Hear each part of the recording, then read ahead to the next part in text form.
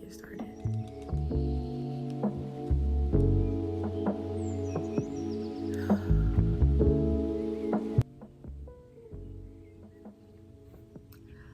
Welcome to the All in the Grind podcast, your go-to podcast for hustle culture, lifestyle tips, and everything in between. I'm your host, Callie, and in today's episode, we'll be talking about shifting your mindset and knowing that what you want is already yours. So if any of that interests you, we'll jump right in. So I'm going to start off with a question that I recently journaled about, and it goes as follows. How differently would you approach the world if you knew that everything you wanted for yourself was already yours? Your life looks just as you dreamed or better than you could have imagined. The career, the house, the relationships, the finances, the social circles, the network, everything is already yours in the end. How would you then show up? What would you do different in your day-to-day life? And how would you navigate the world?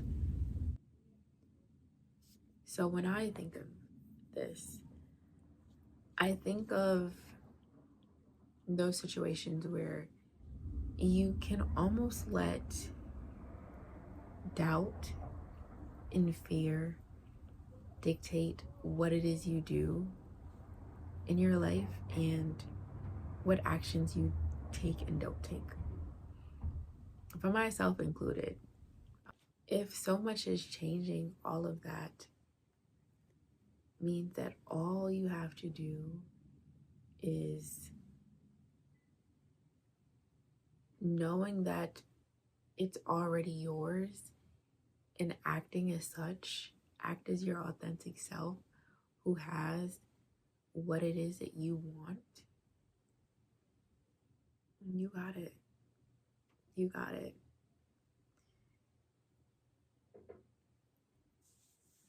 When I initially journaled this, when I was journaling on this, I immediately thought of fear and anxiety, and that being something that was no longer present in my path and on my journey, or just not the thing that is pushing me forward. And I'm being honest, I have a very interesting relationship with my anxiety, where it can kind of be used as a motivator, but it is not healthy. And I am fully aware of that. It is not healthy for anxiety to drive you and to be in the driver's seat. We know what that looks like on Inside Out. Anxiety, stop. But seriously, we don't need fear and anxiety in the driver's seat anymore. What steps to the forefront in front of all of those is going to be your confidence and knowing that you have the audacity to do anything you so ever desire, within good reason, of course, but do anything you so ever desire, and to know that you are making the best choices for you. When your confidence is what is navigating you on your path, on your journey, life is going to feel a whole lot different. It does feel different. You move different. Your body language is different. The way that you interact with people is different. The way that what you allow into your circle, into your presence, what you entertain, all of that is different, because you're certain on what is for you being for you, and what's not, it isn't. And you have the confidence to know when to step away from those things that aren't serving you, when to step away from those emotions that aren't serving you on this journey. Having balance in duality is so important, because while you can go after what it is that you want, you can also know that certain things aren't worth your time, because you need to focus your energy elsewhere. You need to be so locked in over here that you don't got time to focus over there and see what's going on over there. You locked in with you. So make the decision. What kind of life do you want to live? What kind of experiences do you want to have? What does your life look like when you are living as the best version of yourself? There is an episode of Black Mirror, and I always go back and watch it from time to time. It's called Hang DJ. And in this episode, the characters are basically put into like this dating simulation or whatever, and the initial characters, they hit it off. It's both of their first times on this like dating profile or using this service, and they really like each other, but they're nervous. They're unsure. They don't know how to move, and they don't know what they feel like they're supposed to be doing. They're kind of just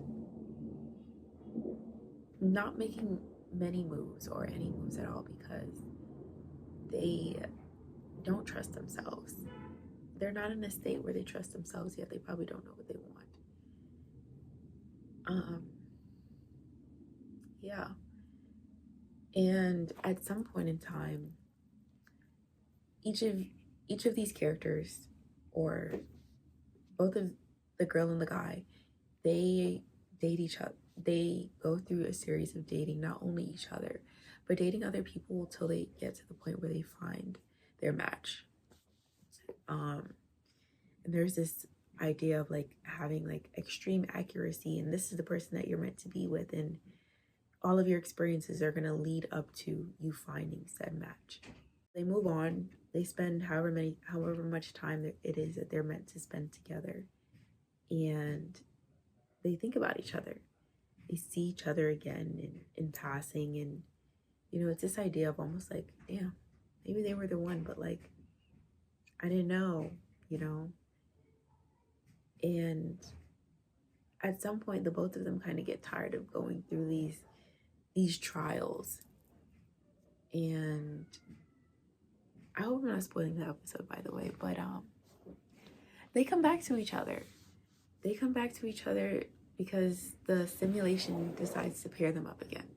They're like, okay, let's see what this is gonna look like when the two of you maybe try this again. Now, after gathering all the experiences that you've gathered. And this time around, they agreed to navigate things differently. It's just like both of them are wanting to be in the present moment and just experience each other for however much time they have together. And while they're enjoying each other's company, for one of the characters, it lingers in the back of their mind, and they really want to know like what the outcome of this relationship is. How much time do they have spent together? How long are they supposed to be together for? When is this thing going to be taken away from me? And because he decides to go and take a look at that thing without both of them having agreed on it prior, it alters their reality. It alters how much time they're meant to be together for. And when I think of that, when I think of, trying to know the nitty gritty details about your life and about the way that things are going to unfold, I feel like that's you asking to be God, asking to be the judge and the jury, and pick this and this and this and this. And yes, while you can have an idea of the life that you want to live, there are things that are out of our control. And one thing you cannot do is you cannot micromanage the higher power. You cannot micromanage God and telling him how he needs to go about answering your prayers. You cannot micromanage everything that is coming to you. There are aspects of your life where you have to just be able to trust and let go of having such a tight grasp on those things that you want, and be so certain that because I know that it's meant for me, that's why I'm going to have it. Not because I'm afraid of losing it, not because I'm afraid of going without it, but because I'm sure that this thing that I want so bad is meant to be mine. I am certain that regardless of what's going on right here, I can be present enough to know that it will manifest itself. It will be yours. And I think that's the mindset that we need to carry into this new season,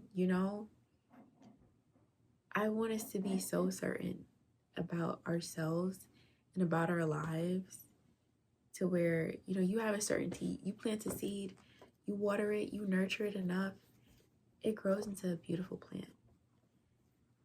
Because you're doing everything within your power to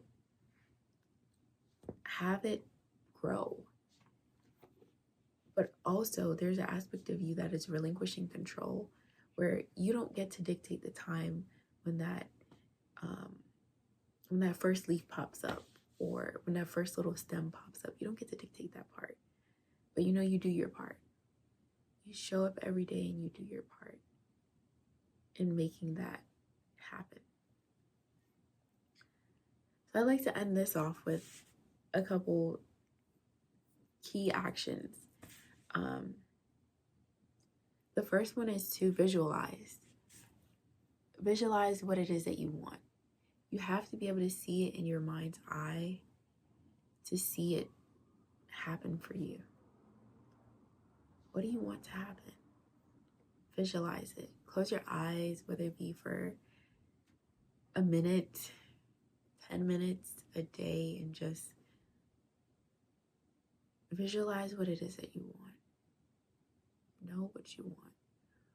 Or at very, very least, know how you want to feel when you have these things. The second step is to take aligned action. This goes back to knowing what to give your energy to and what not to give your energy to. What is worthy of your time right now?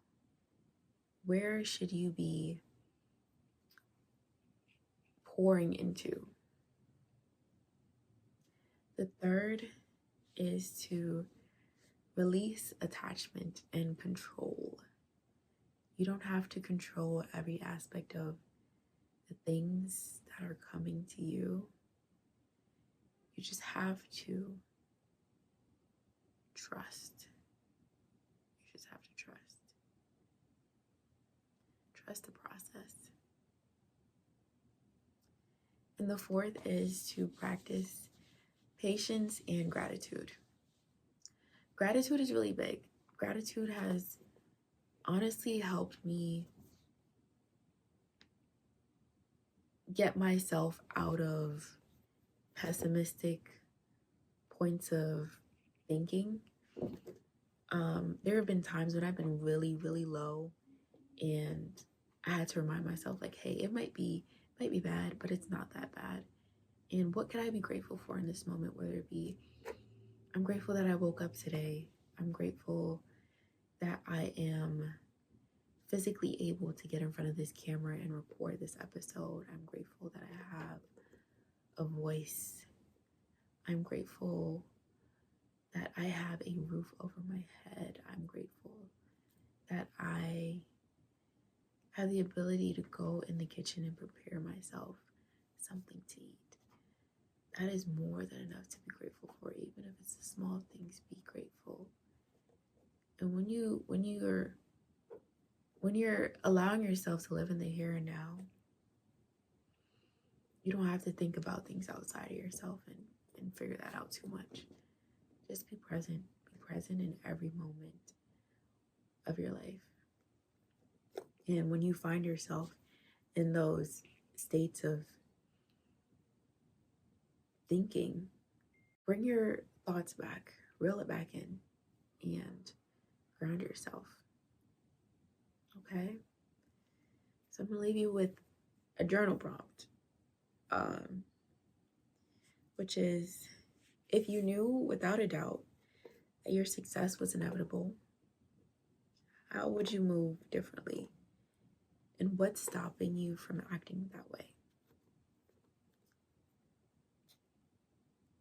And your self-empowerment assignment is to identify one thing or one way that you've been holding yourself back because of your own personal doubts. Identify it, call it out, and create an action plan of what you can do to shift that. Rome wasn't built overnight, but it was built gradually. And so long as things are going to be built gradually, you can take little steps or long strides towards where you want to be. Now, I love you. I hope you love you, or I hope you feel the love. If you don't feel love for yourself right now, know that you are loved, you're protected, and you are divine, and you deserve everything that is coming towards you. I hope you have an amazing day or night whenever you're listening, watching this. Take care of yourself.